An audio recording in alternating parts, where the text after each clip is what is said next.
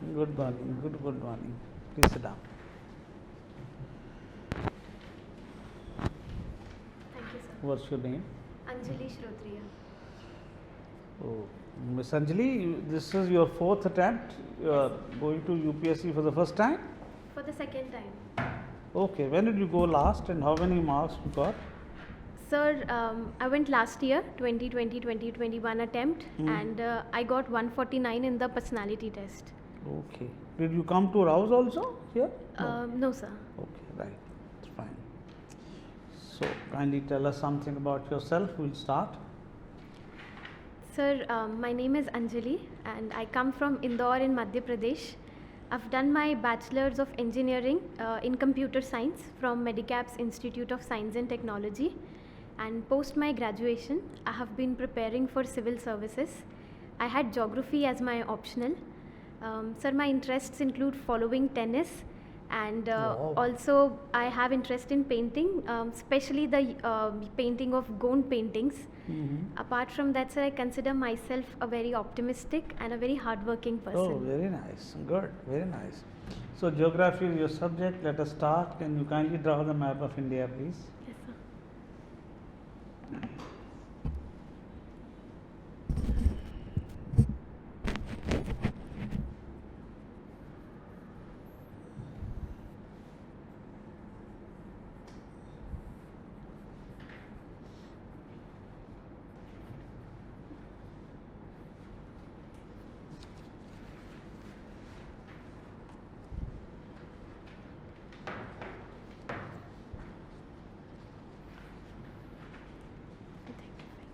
Go please. Just show it to me Yes. from there only. Yes, sir. Very nice. Very good.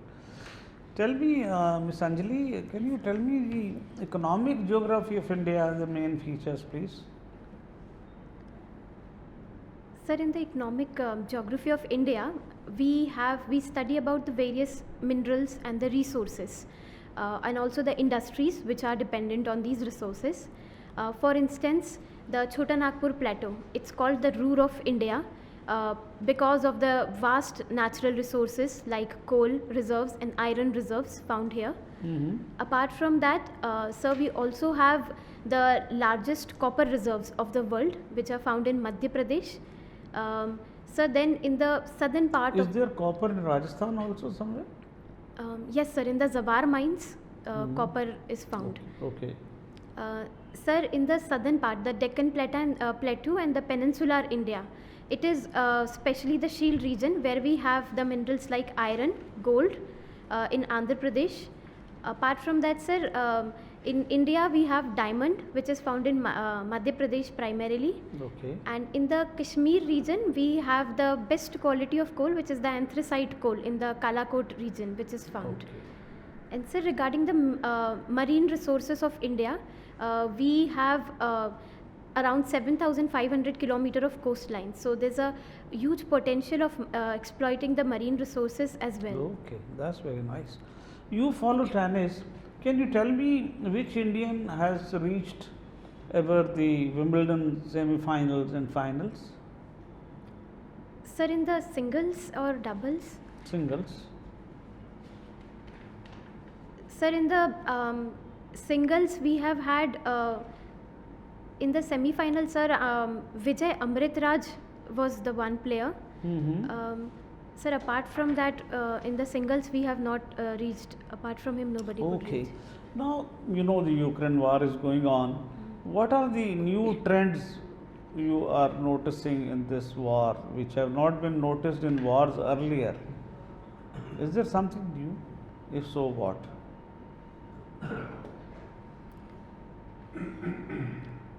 Sir, firstly, this started as something called as a military operation and not particularly war, it was named. And so secondly, there was a combined effort by the Europe to block Russia, and Russia emerged out strongly. Their ruble is now at the same levels as it was before the war began. And so thirdly, I think the Western world's weaknesses have also come out. Their Like? over dependence on Russia for gas and for oil. They have been pressing the Asian countries to lessen their imports from Russia, but at the same time, their imports have been quietly increasing. And recently, there are countries which were neutral, but over the Cold War era, but now they are also thinking of joining the NATO. So that is a very interesting development which needs to be seen. Can you tell me what police reforms are required in the country, please?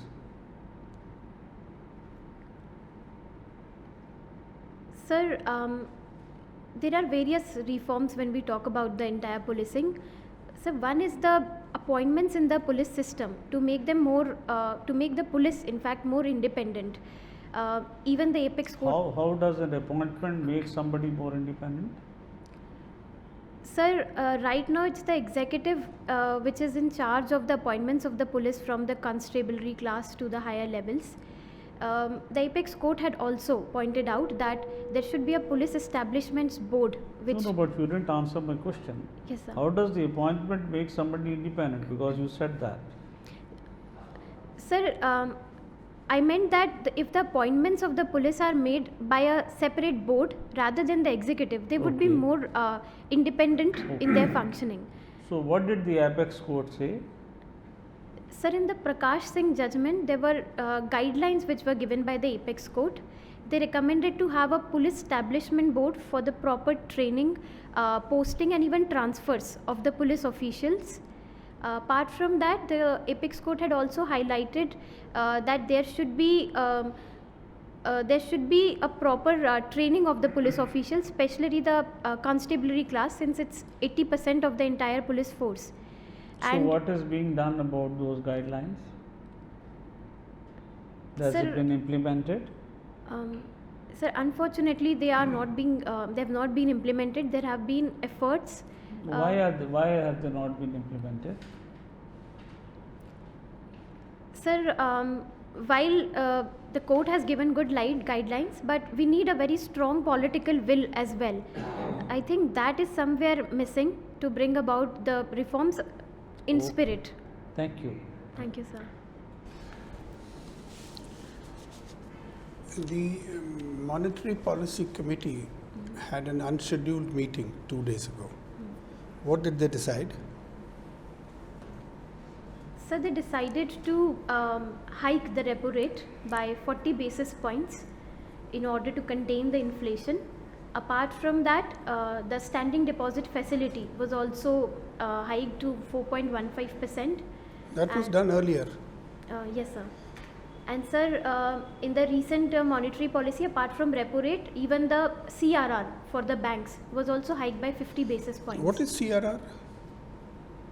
Sir, it's the cash reserve ratio which the banks need to maintain with the RBI. So what is the logic of enhancing the CRR? Sir, the logic is primarily the RBI wants to control inflation, for which they need to decrease the liquidity in the market.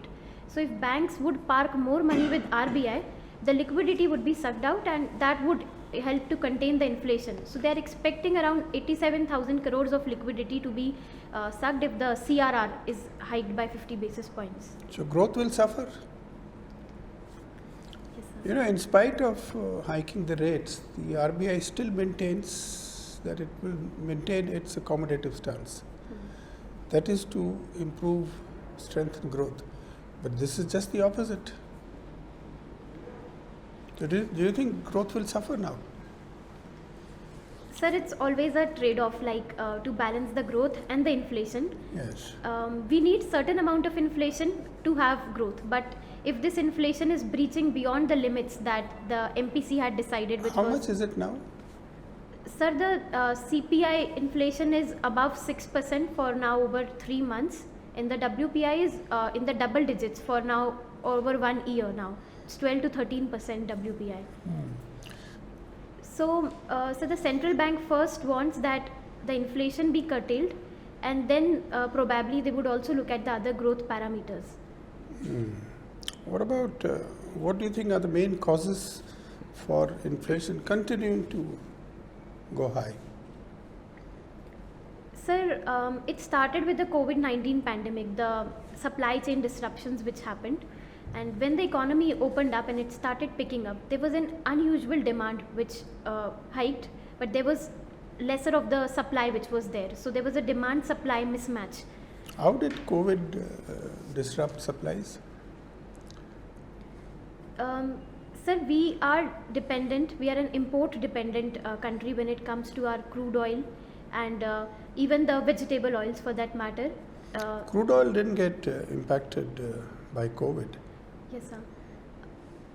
Sir, because there was lockdown, so there was a point where the transportation, the logistics. So supply disruptions, I grant you that. Yes, sir. So what happened after that? That is one cause. What else? Causes for inflation. Sir, secondly, we are seeing a massive fuel inflation because of the Russia-Ukraine war. And sir, thirdly, there is also food inflation in the country right now. The prices of lemons are all-time high. Apart from that, even the perishables. Why should the food prices be high? It has nothing to do with oil or natural gas or anything else. Why should food inflation take place? Sir, food inflation is because of the climate change. Somewhere our yields have come down. If I talk about the lemon prices, the last year we had huge monsoons and the 2 consecutive seasons where the lemon is actually harvested and sold, they failed. Similarly, there were other factors of harsh heat waves this time. So our harvest has suffered a lot because of such kind of climatic aberrations. Added to that, so there was the logistics and the supply chain disruptions that happened. And in fact, fuel inflation leads to a food inflation because, sir, our transportation sector is driven by fuel. So that has a cascading impact overall also on the economy. See, there's another dichotomy in the Indian economy. You know, whereas literacy rates are going up, skills, availability of skills is going down.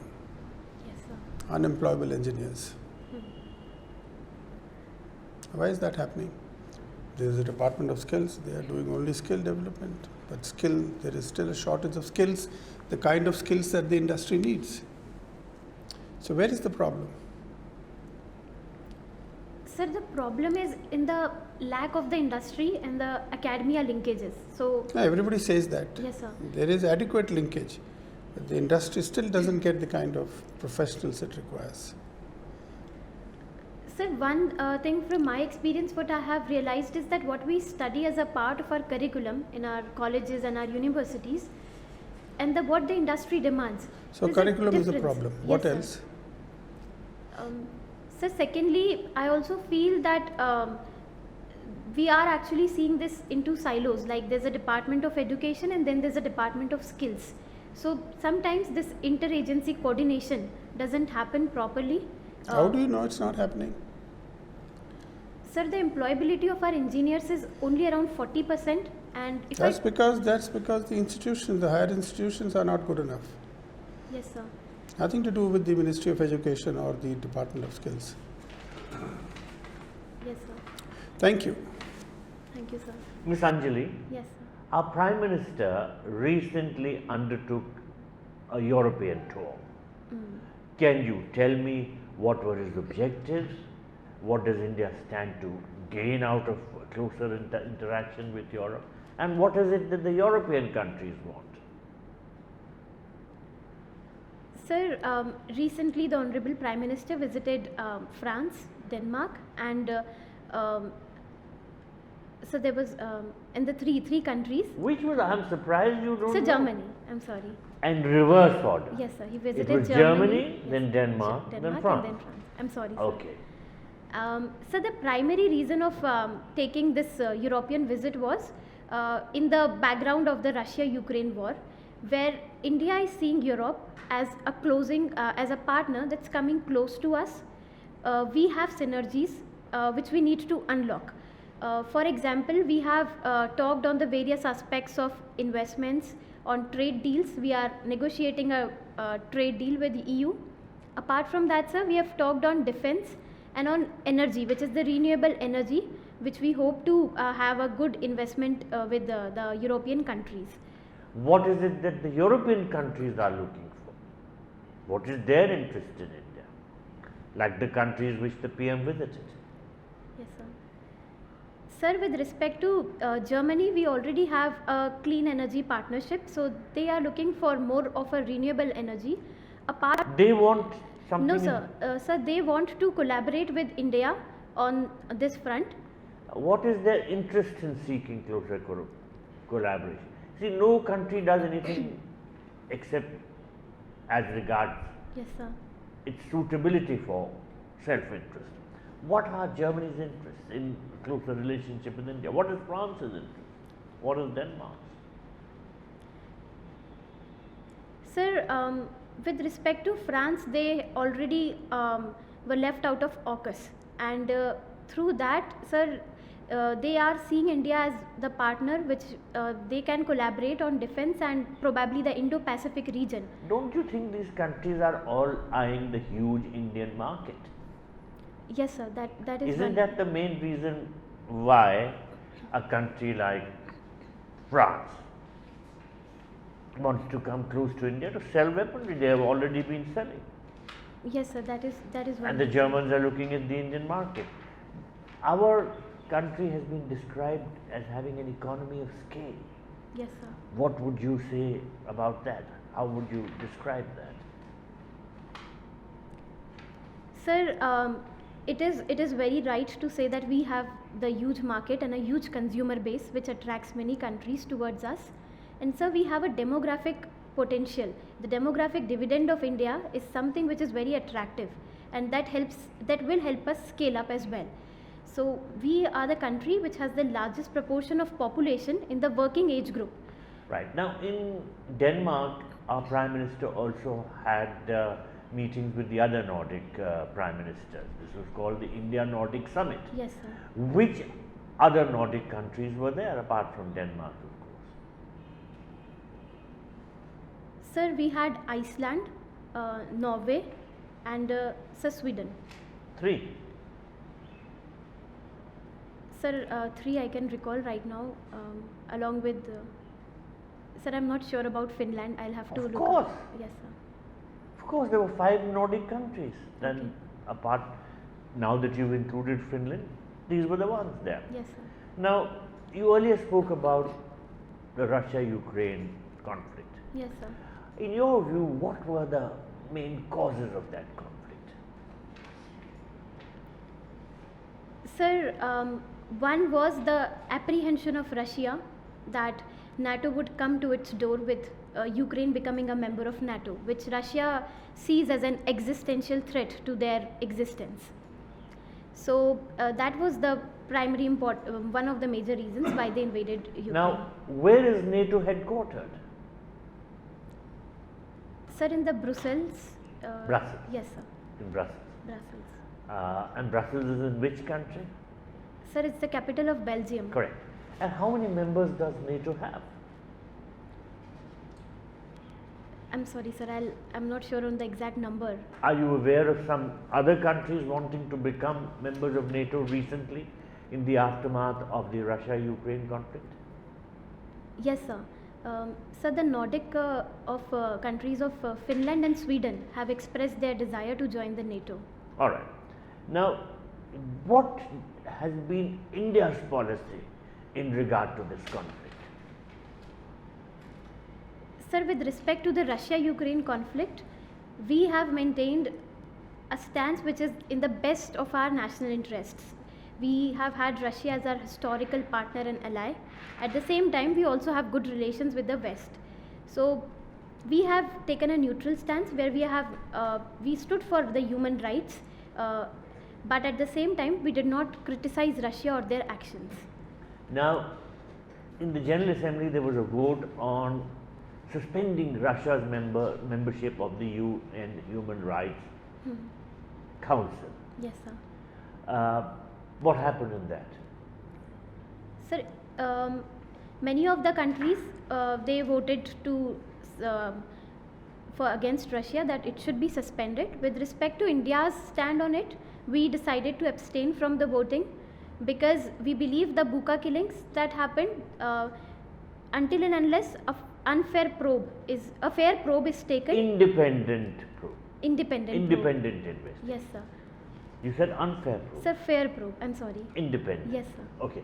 Now, the UN Human Rights Council, where is it located? When you read this report, you would have been curious about the UNHRC. Where is it located? How many members are there? I'm sorry, sir, I could not see Okay, that. my last question. You would be following developments relating to Quad. Yes, sir. Can you tell me something about the next Quad summit? When it will be held, where it will be held, who will be the participants? Our Prime Minister will be going. It will be an in-person summit. When, where, and who will be the other leaders? Sir, the members of the Quad who would be attending the But Quad summit. Who are the Sir, it leaders? would be. Our Prime Minister will be Yes, going. sir. Then who will be the others? Sir, from US, the Joe Biden, their president, would be heading Okay. it. Sir, Japan would be a part of it. And Who will attend from Japan? They'll be hosting. yes, sir, they'll be hosting it. So recently they had an election, but I'm And not sure who of the else? number. And sir, Australia. So who will be attending from Australia? Sir, I'll need to look up Now, to their prime minister. my last question in this regard: what brings the Quad countries together? Sir, one is that they combinedly want to tackle China, the How? rise of China. How? Sir, by engaging on all the fronts, primarily it is military. But is Quad It a is- military alliance? No, sir, they have Then? not declared it, but They have not declared it, but it is. sir, overtly they do try to covert, extend to each other the support by forming the alliances. And sir, apart from that, it's expanding to trade and even the investments, infrastructure. Sir, AUKUS, which has been recently formed, is AUKUS is not connected to Quad, isn't it? yes, sir, but we are thinking that it could supplement the ambitions of Quad in the Indo-Pacific. All right, thank you. Thank you, sir. Yeah, Miss Anjali. Tell me, what is demographic dividend? Sir, demographic dividend is the gap, is the window in which the maximum working age population of a country falls. So it's the advantage it that is a a country. window. Yes, sir. It is a window basically. Yes, sir. It comprises of the people in the age group of 15 to 59 years who are a part of the working population. When it is a window and where you told that working population falls, it falls outside the window or inside the window? So the working population has to be within this particular window, only then we would be able to reap the benefits of demographic dividend. No, my question is whether it is a benefit, whether it is a window, what is that actually? Sir, it's a benefit also to a country because the So more. it is a benefit. Yes, sir. And which comes from the working age population. Yes, sir. What is the percentage of working age population in India today?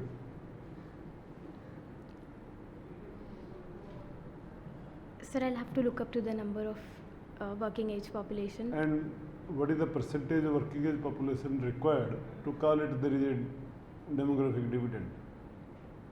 What is the threshold when we say that yes, we are having a dividend? Sir, I'm not sure if there's a particular number to that. Okay.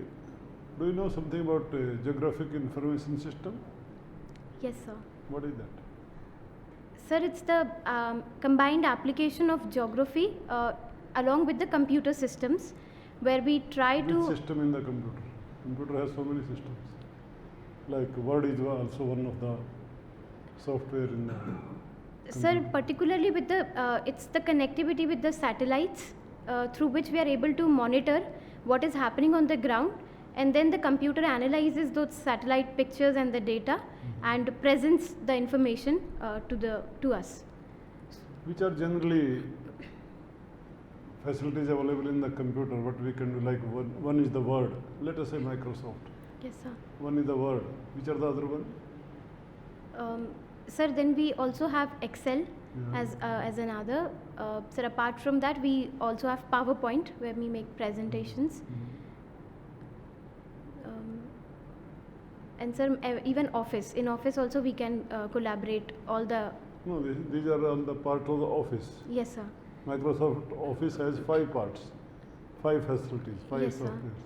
Which are those? You have missed one very important one, which is connected with the GIS.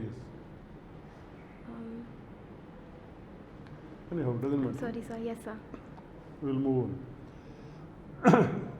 There has been a talk of intermittent talk of interlinking of rivers in India. So, what is your opinion about it? Should be done, or what has been done till now, or should not be done?